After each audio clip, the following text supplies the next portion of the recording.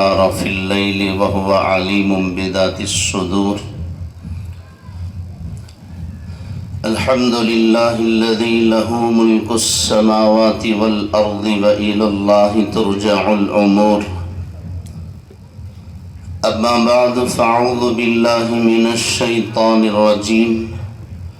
بسم الله الرحمن الرحيم. وَإِذْ يَرْفَعُ إِبْرَاهِيمُ الْقَوَاعِدَ مِنَ الْبَيْتِ وَإِسْمَاعِيلُ رَبَّنَا تَقَبَّلْ مِنَّا إِنَّكَ أَنْتَ السَّمِيعُ الْعَلِيمُ. صدق الله العظيم. وقال النبي صلى الله عليه وسلم: الصلاة وما ملكت أيمانكم، أو كما قال رسول الله صلى الله عليه وسلم: اللهم صل على محمد وعلى آل محمد وبارك وسلم. اللهم بارك على محمد وعلى آل محمد وبارك وسلم وسلم تسليما كثيرا كثيرا. واجب الاحترام ہم سب کے مخدوم مکرم استاذ الاساتذہ حضرت مولانا ویاض احمد صاحب رشادی قبلہ دامت برکاتہم، وقابل صد احترام حضرت مولانا حافظ مطہر صاحب سراجی دامت برکاتہم، حضرت مولانا صغیر احمد صاحب ندوی دامت برکاتہم، رفیق محترم جواں فکر عالم دین حضرت مولانا شیخ منیر احمد رشادی قبلہ دامت برکاتہم، بانی مدرسہ و محتمم مدرسہ تعلیم الاسلام ہم سب کے مخدوم مکرم حضرت مولانا نذیر احمد صاحب کاشفی قبلہ دامت برکاتہم، میرے محب محترم حضرت حافظ حکیم ارشاد صاحب دامت برکاتہم، و دیگر تمام معزز علماء کرام، ائمہ اعظام و مہمانان ذی احتشام، میری محترم ماں اور بہنوں، میرے نوجوان بھائیوں، میں سب سے پہلے بارگاہ رب العزت میں سجدہ شکر ادا کرتے ہوئے کائنات کی سب سے عظیم اور اعلیٰ ہستی امام المرسلین سید الاولین والآخرین شفیع المذنبین انیس الغریبین طہ و یاسین احمد مجتبی محمد مصطفیٰ صلی اللہ علیہ وسلم کی خدمت اعلیٰ و اقدس میں ہدیہ درود و سلام پیش کرتے ہوئے جناب حضرت مولانا نذیر احمد صاحب کاشفی دامت برکاتہم اور ان کے لائق و فائق فرزندان اور ان کے رفقائے کرام اور منتظمین مسجد واحد مدرسہ تعلیم الاسلام اور تمام یہاں کے مصلیان کرام، اہلیان محلہ کی خدمت میں دل کی گہرائیوں کے ساتھ مبارکباد پیش کرتا ہوں۔ الحمدللہ مجھے بھی مسجد کے اندر جانے اور نماز ادا کرنے کا شرف حاصل ہوا۔ مسجد چھوٹی ہے، مختصر ہے، لیکن ماشاءاللہ روحانیت سے بھرپور ہے، نورانیت سے بھرپور ہے اور بڑی خوبصورت بھی ہے۔ میرے محترم بھائیوں، چاہے مسجد چھوٹی ہو یا بڑی، اس کی نسبت بہت اونچی ہے۔ دنیا کے تمام مساجد یہ کعبۃ اللہ کی اولاد ہیں۔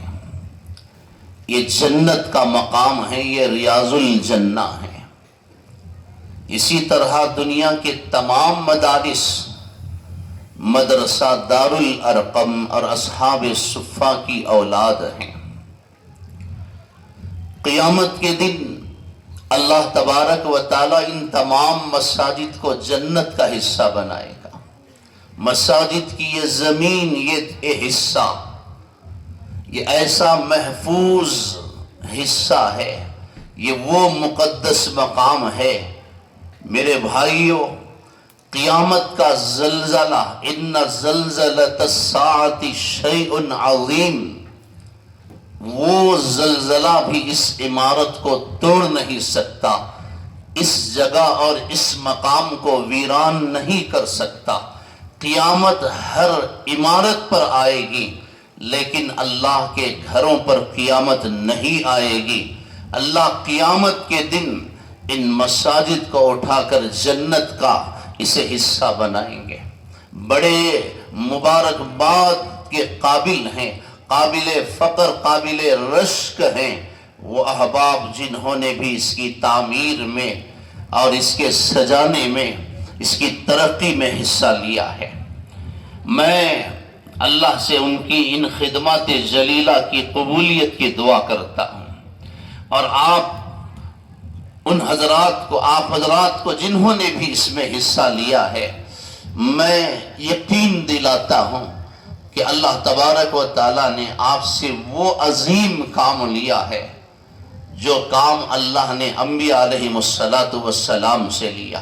وَعَهِدْنَا إِلَىٰ إِبْرَاهِيمَ وَإِسْمَاعِيلَ أَن طَهِّرَا بَيْتِيَ لِلطَّائِفِينَ وَالْعَاكِفِينَ وَالرُّكَّعِ السُّجُودِ وَإِذْ يَرْفَعُ إِبْرَاهِيمُ الْقَوَاعِدَ مِنَ الْبَيْتِ وَإِسْمَاعِيلُ رَبَّنَا تَقَبَّلْ مِنَّا إِنَّكَ أَنْتَ السَّمِيعُ الْعَلِيمُ۔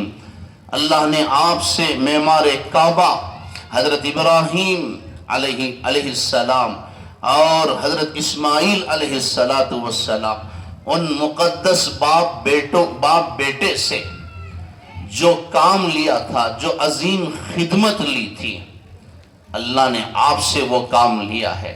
لیکن قرآن کی یہ آیت ہمیں پیغام دیتی ہے۔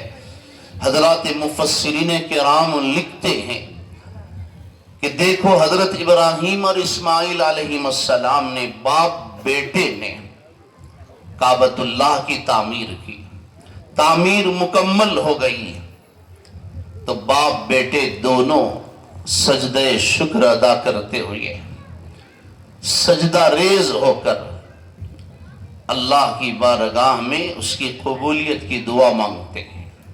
قرآن اس کی شہادت دیتا ہے، ربنا تقبل منا انک انت السمیع العلیم۔ اے اللہ، مجھ باپ بیٹے سے تو نے یہ عظیم کام لے لیا، پروردگار تو اسے قبول کر لے، کیونکہ کسی بھی عمل کا اعتبار اس وقت ہے جب اللہ اسے قبول کرے۔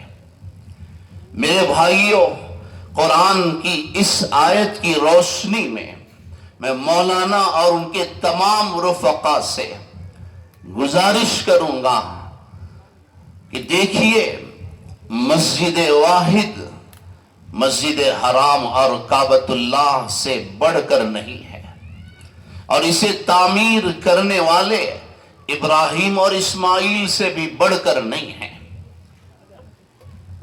جب ابراہیم اور اسماعیل علیہ السلام کعبۃ اللہ کو تعمیر کر کے اس کی قبولیت کی بھیک مانگ رہے ہیں، دعا کر رہے ہیں، تو ہم لوگوں کو کتنا اس کے متعلق حساس ہونا ہے، اور کتنا اللہ کے بارگاہ میں سجدہ ریز ہو کر شکر ادا کر کے اس کی قبولیت کی دعا کرنا ہے۔ میں گزارش کروں گا، اللہ کا شکر ادا کیجئے کہ اللہ نے آپ سے یہ کام لیا ہے، ورنہ اللہ کی ذات کسی کی محتاج نہیں ہے، اللہ کا دین کسی کا محتاج نہیں ہے۔ وَإِن تَتَوَلَّوْا يَسْتَبْدِلْ قَوْمًا غَيْرَكُمْ ثُمَّ لَا يَكُونُوا أَمْثَالَكُمْ۔ اللہ کا دین، اللہ اس کے رسول کسی کے محتاج نہیں ہے، اللہ نے آپ سے کام لے لیا، اللہ کا شکر ادا کیجیے۔ ابراہیم علیہ السلام نے یہی کہا، اللہ تیرے لیے ابراہیم اور اسماعیل جیسے کروڑوں بندے ہیں، لیکن ابراہیم اور اسماعیل کے لیے صرف تیری ذات ایک ہے۔ تیرا شکر ہے مولا، تو نے ہم سے یہ کام لے لیا، کسی اور سے یہ کام لے سکتا تھا۔ اور میرے بھائیوں، دنیا کی تاریخ بتاتی ہے کہ ہر کسی سے اللہ یہ کام نہیں لیتا، خوش نصیبوں سے لیتا ہے، سعادت مند لوگوں سے اللہ تعمیر مساجد کا کام لیتا ہے۔ قرآن میں اللہ نے اعلان فرمایا، انما یعمر مساجد اللہ من آمن باللہ والیوم الآخر۔ ان کی پہچان، ان کی شناخت بتائی ہے۔ بہرحال اللہ اس ادارے کو آباد رکھے، اس مسجد کو تا قیام قیامت آباد رکھے۔ مجھ سے پیشرو کئی مقررین نے الحمدللہ اسی عنوان پر بات کی ہوگی، میں نے نہیں سنا، میں تاخیر سے پہنچا ہوں۔ بہرحال میں بھی زیادہ آپ حضرات کا وقت لیے بغیر دو چار باتیں آپ کی خدمت میں مختصراً عرض کر کے اپنی بات ختم کرنا چاہتا ہوں۔ ایسے اکابرین اس اسٹیج پر تشریف فرما ہیں۔ حضرت صدر اجلاس، آپ اپنی زبان مبارک سے مجھ طالب علم کا تعارف فرما رہے تھے۔ سچ اور حق تو یہ ہے کہ چے نسبت خاک را بعالم پاک، کہاں آسمان کہاں زمین، ہم تو حضرت والا کے شاگردوں میں سے شمار ہوتے ہیں۔ حضرت کی فراغت ہے، میری ولادت ہے۔ حضرت جب مدرسہ پڑھ کر مدرسے سے فارغ ہوئے ہیں، اس وقت ہم لوگ دنیا کے اندر آئے ہیں۔ میری ولادت ہے، حضرت کی فراغت ہے۔ ماشاءاللہ وہ شخصیت ہیں، اور بچپن سے بعض علماء کے بیانات کو بڑے شوق سے میں سنتا تھا۔ حضرت دامت برکاتہم بھی انہی شخصیات میں شامل ہیں۔ اللہ نے آپ کی زبان میں وہ تاثیر عطا فرمائی ہے۔ مجھے یاد پڑتا ہے کہ 95 میں مسجد فاروق میں لیمسٹون میں نے تراویح پڑھائی تھی۔ حضرت دامت برکاتہم وہاں تفسیر فرماتے تھے۔ اس زمانے سے میں حضرت کی خطابت، حضرت کے بیان کا عاشق ہوں۔ اللہ نے زبان میں وہ تاثیر دی، لوگ بڑے متاثر ہوتے تھے۔ بہرحال اپنے بڑوں کے سامنے لب کشائی کرنا، یہ سب کے لیے سب کی جرأت کی بات نہیں ہوتی۔ میں اپنے اندر اس کی استطاعت اور صلاحیت نہیں پاتا۔ اللہ حضرت کی عمر میں برکت عطا فرمائے۔ بہت سارے معزز مہمان تشریف لا رہے ہیں، اللہ قبول فرمائے۔ اس ادارے کو تا قیام قیامت آباد رکھے، قیامت کی صبح تک یہاں سجدے ہوتے رہے، ذکر اللہ سے، توبہ اور استغفار سے، تلاوت قرآن سے، تہجد سے۔ اللہ اس مسجد کو تا قیام قیامت آباد رکھے۔ میرے بھائیوں، سچ تو یہ ہے کہ مسجد کی خوبصورتی اچھے رنگ و روغن سے نہیں ہے، مسجد کی زینت اچھے لائٹ سے، اچھی قالین سے نہیں ہے، مسجد کی زیب و زینت، مسجد کی خوبصورتی، مسجد کی شان اچھی چیزوں سے، اچھے در و دیوار سے ہرگز نہیں ہے۔ مسجد ان چیزوں سے آباد نہیں ہوتی۔ یہ تو مسجد سجائی جاتی ہے، اس سے مسجد کی تعمیر ہوتی ہے، اس سے مسجد کو خوبصورت بنایا جاتا ہے، لیکن مسجد اس سے آباد نہیں ہوتی۔ مسجد آباد ہوتی ہے سجدوں سے، نماز سے، تلاوت سے، توبہ اور استغفار سے، اعتکاف سے، تہجد سے۔ ان چیزوں سے مسجد آباد ہوتی ہے۔ حدیث پاک میں آتا ہے، مسجد دعا بھی کرتی ہے، مسجد بد دعا بھی کرتی ہے۔ تعمیر کرنے والوں نے کر تو دیا، خوبصورت مسجد تو بنا دی، لیکن اب مقامی لوگوں کا فرض ہے، اہلیہ نے محلہ کی ذمہ داری ہے کہ اب اس مسجد کو آباد کرے۔ مسجد آباد نمازیوں سے ہوتی ہے، نماز سے ہوتی ہے، سجدوں سے ہوتی ہے۔ تو اب اہلیہ نے محلہ کی ذمہ داری ہے کہ اس مسجد کو سجدوں سے آباد رکھیں، نماز سے آباد رکھیں۔ اگر محلے والوں نے، مقامی لوگوں نے اس کا حق ادا کیا، اللہ کی قسم یہ مسجد محلے والوں کو دعا دے گی، مقامی لوگوں کے حق میں دعا کرے گی، اے اللہ اس محلے کو، اس گلی کو، یہاں کے لوگوں کو بھی، ان کی زندگیوں کو، ان کے کاروبار کو، ان کی دنیا کو، ان کی آخرت کو، ان کے نسلوں کو تو ایسے ہی آباد فرما جیسا کہ انہوں نے مجھے آباد کیا ہے۔ مسجد دعا دے گی۔ میرے بھائیوں، مسجد جہاں بن جاتی ہے وہ مقام خود بخود آباد ہو جاتا ہے۔ دنیا آباد ہوئی ہے کعبۃ اللہ سے۔ تاریخ گواہ ہے، میرے اور آپ کے آقا حضرت محمد مصطفیٰ صلی اللہ علیہ وسلم مدینہ المنورہ ہجرت فرما کر تشریف لے گئے۔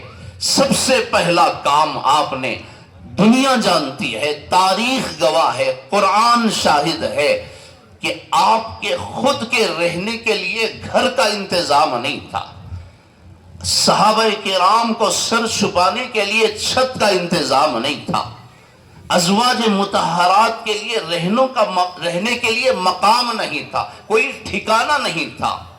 تاریخ گواہ ہے، حضور اکرم صلی اللہ علیہ وسلم نے سب سے پہلے اپنے گھر کی فکر نہیں فرمائی، صحابہ کے لیے مکانات کے انتظام کی آپ نے فکر نہیں فرمائی، ازواج مطہرات کے لیے مکانات کے انتظامات کی طرف آپ نے توجہ نہیں فرمائی۔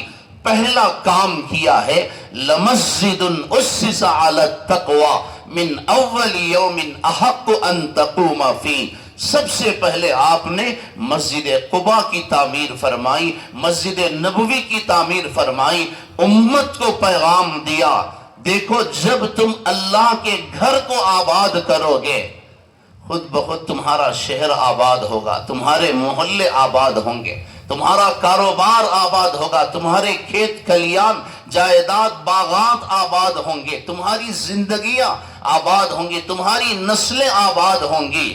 اللہ کے رسول صلی اللہ علیہ وسلم نے قیامت تک کے مسلمانوں کو یہ پیغام دیا ہے۔ اگر مقامی احباب نے نماز نہیں پڑھی، سجدوں سے اسے آباد نہیں کیا، اس کی طرف توجہ نہیں فرمائی، تو یاد رکھنا ایک بد دعا وہ ہے جو ماں باپ ظالم اولاد کے حق میں دیتے ہیں، ایک بد دعا وہ ہے جو کسی شاگرد سے ناراض ہو کر، تنگ دل ہو کر استاذ دیتا ہے، ایک بد دعا وہ ہے جو مظلوم ظالم کے حق میں دیتا ہے۔ لیکن میرے بھائیوں، مسجد کے حقوق کو اگر مقامی لوگوں نے نظر انداز کر دیا، اللہ کا یہ گھر بھی وہاں کے لوگوں کے حق میں بد دعا کرے گا، اے اللہ ان کے گھروں کو بھی ایسے ہی ویران فرما، ان کے گھروں کو بھی ایسے ہی غیر آباد فرما، ان کو بھی ایسے ہی تو اے اللہ ذلیل کر دے جیسا کہ انہوں نے مجھے ویران کر کے رکھا ہے، جیسا کہ انہوں نے میرے حقوق کو ضائع کیا ہے۔ بھلا مسجد کی بد دعا لے کر کون سا محلہ آباد ہو سکتا ہے؟ تو میں گزارش کروں گا بطور خاص یہاں کے مقامی احباب سے، آج کے اس مبارک اجلاس میں یہ عزم لے کر، یہ ارادہ کر کے اٹھیں، اللہ سے یہ وعدہ کر کے اٹھیں کہ انشاءاللہ ہم اس مسجد کو نماز سے، سجدوں سے آباد رکھیں گے، کریں گے انشاءاللہ۔ مقامی لوگ اس کا وعدہ کریں، یہ آپ لوگوں کی ذمہ داری ہے۔ دوسری چیز، اللہ کے رسول صلی اللہ علیہ وسلم نے ارشاد فرمایا، مساجدہم عامرہ وہی خراب من الہدی۔ قیامت کے قریب عالی شان مساجد تعمیر ہوں گی، بڑی خوبصورت مساجد بنائی جائیں گی، بڑی عالیشان ہوں گی، دیکھنے میں ایک سے بڑھ کر ایک مسجد ہوگی، لیکن افسوس کی بات یہ ہے کہ وہ ہدایت سے خالی ہوں گی۔ مساجد فتنے فساد کا مقام بن جائیں گی، لڑائی جھگڑے خون خرابے کی جگہ بن جائیں گی۔ میں سمجھتا ہوں کہ یہ وہی ناپاک دور ہے جس میں ہم زندگی گزار رہے ہیں۔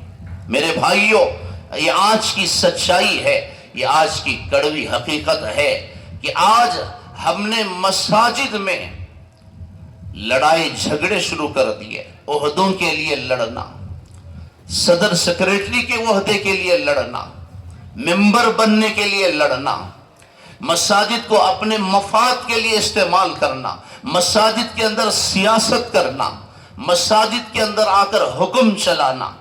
میں ہمیشہ ہر جگہ اس عنوان پر بات کرتا ہوں، اور بڑی معذرت کے ساتھ میں اپنے بڑوں کی موجودگی میں اس گستاخی پر معذرت چاہتے ہوئے میں گزارش کروں گا، مولانا مقصود عمران صاحب رشادی دامت برکاتہم نے بھی آپ کو توجہ دلائی، وَأَنَّ الْمَسَاجِدَ لِلَّهِ فَلَا تَدْعُوا مَعَ اللَّهِ أَحَدًا۔ یہاں صرف اللہ کی حکومت ہے، یہاں صرف اللہ کا چلتا ہے، یہاں کسی اور کی حکومت نہیں ہے، چاہے وہ کون سے بھی عہدے پر فائز ہو، چاہے وہ کیسا بھی ذمہ دار ہو۔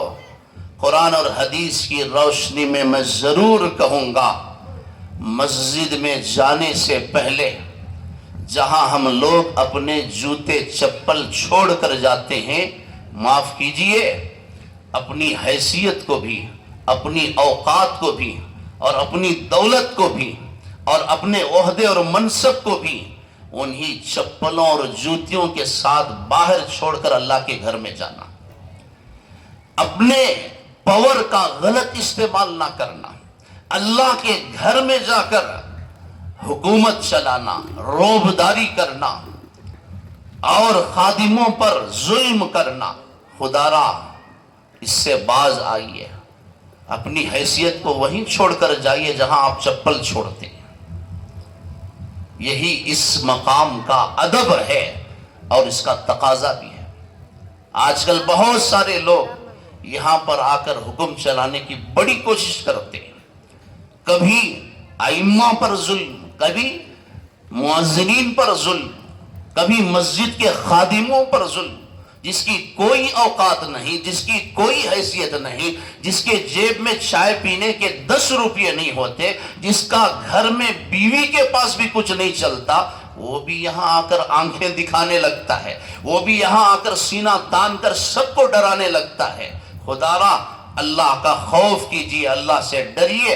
یہ کوئی سیاست کی جگہ نہیں ہے، یہ کوئی لڑائی جھگڑے کی جگہ نہیں ہے، یہ حکومت اور اقتدار کی جگہ نہیں ہے، یہ مفاد حاصل کرنے کا مقام نہیں ہے۔ یہاں کروڑ پتی ارب پتی کا سر وہاں ہوتا ہے جہاں مسجد کے مؤذن کے قدم ہوتے ہیں۔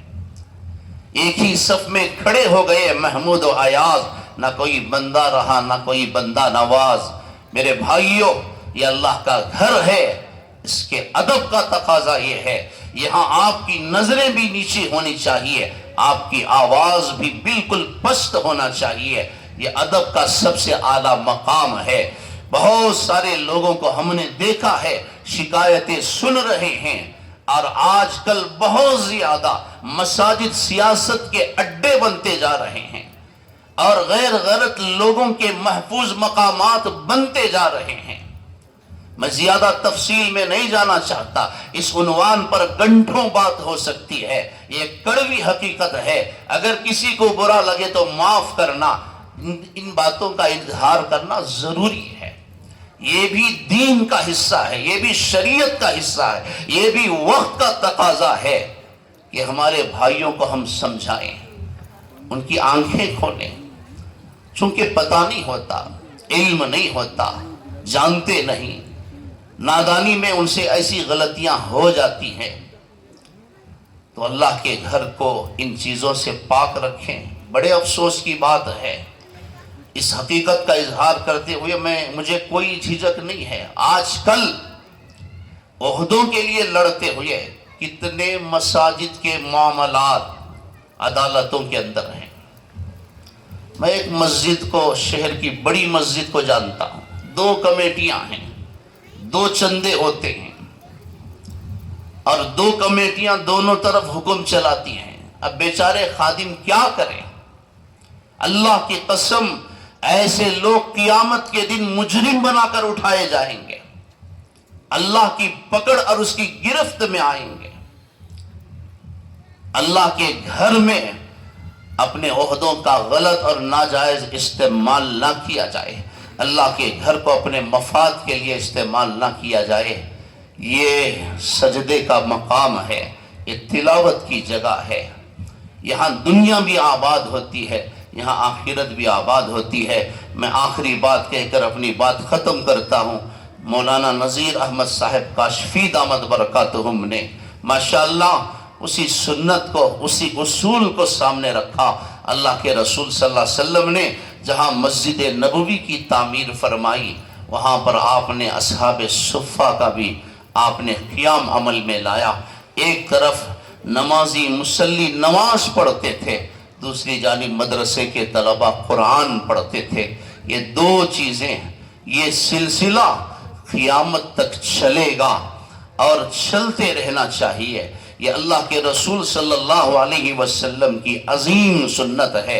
اللہ کے رسول صلی اللہ علیہ وسلم نے آخری وقت میں امت کو یہی نصیحت فرمائی، الصلاۃ وما ملکت ایمانکم، لوگو نماز پڑھتے رہنا، نماز نہ چھوڑنا۔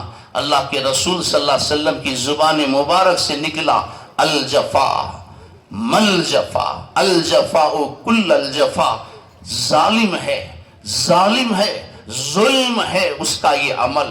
قیل من یا رسول اللہ، اللہ کے رسول کون وہ بدبخت جس کے بارے میں زبان نبوت گواہی دے رہی ہے کہ وہ ظالم ہے؟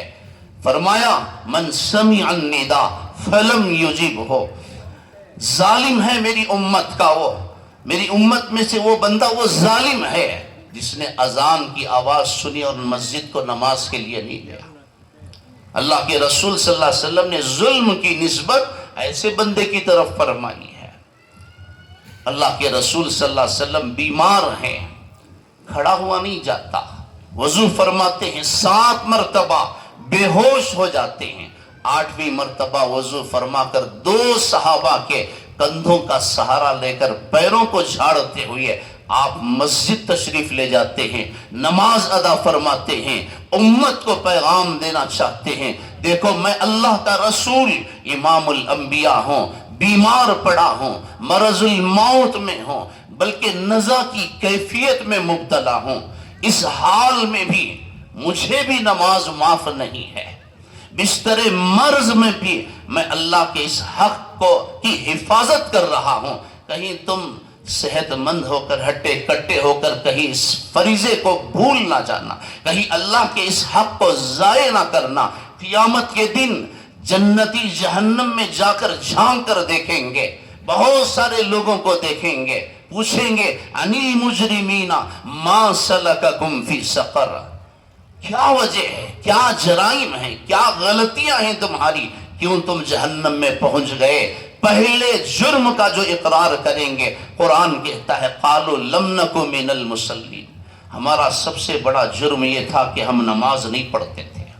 نماز کے نہ پڑھنے کے جرم نے ہمیں جہنم میں پہنچا دیا۔ اللہ کے رسول کی یہ نصیحت تھی وما ملکت ایمانکم، جیسا کہ میں نے کہا کہ جو خادم ہیں مسجد کے، جو مؤذنین ہیں، جو بھی خدمت گزار ہیں، یاد رکھنا مسجد کے جوتے کے کاؤنٹر میں بیٹھنے والے کی حیثیت بھی بڑے بڑے کروڑ پتی سے بہت زیادہ ہے۔ وہ اللہ کے گھر کا خادم ہے، وہ اللہ کے گھر کی نسبت اس کے ساتھ ہے، اللہ کی ذات سے وہ متعلق ہے۔ ہر ایک کا ہم ادب کریں، ان کی دل جوئی کریں، دل آزاری نہ کریں، ان کو ذلیل نہ کریں۔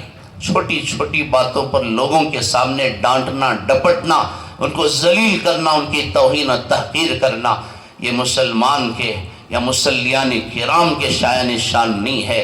میں اپنی اس گستاخی پر اپنے بڑوں سے معذرت چاہتے ہوئے پھر دوبارہ مولانا ان کے رفقا کی خدمت میں دل کی گہرائیوں کے ساتھ مبارکباد پیش کرتے ہوئے اپنی بات کو ختم کرتا ہوں۔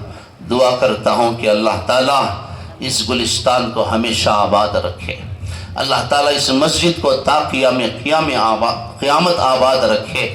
جس نے بھی جو بھی یہاں پر حصہ لیا ہے، دامے درہمے سخنے قدمے، جس طرح کا بھی جس نے تعاون کیا ہے، اللہ اس کی دنیا کو بھی آباد رکھے، اس کی آخرت کو بھی آباد رکھے۔ مجھ طالب علم کو اس عظیم موقع پر مولانا نے اور مولانا ارشاد صاحب نے یاد فرمایا، حاضری کا حکم فرمایا، کچھ کہنے کا موقع مرحمت فرمایا۔ میں ان سب کا بہت ہی ممنون و مشکور ہوں۔ جزاکم اللہ خیرا احسن الجزاء وآخر دعوانا الحمد للہ رب العالمین۔ جزاکم اللہ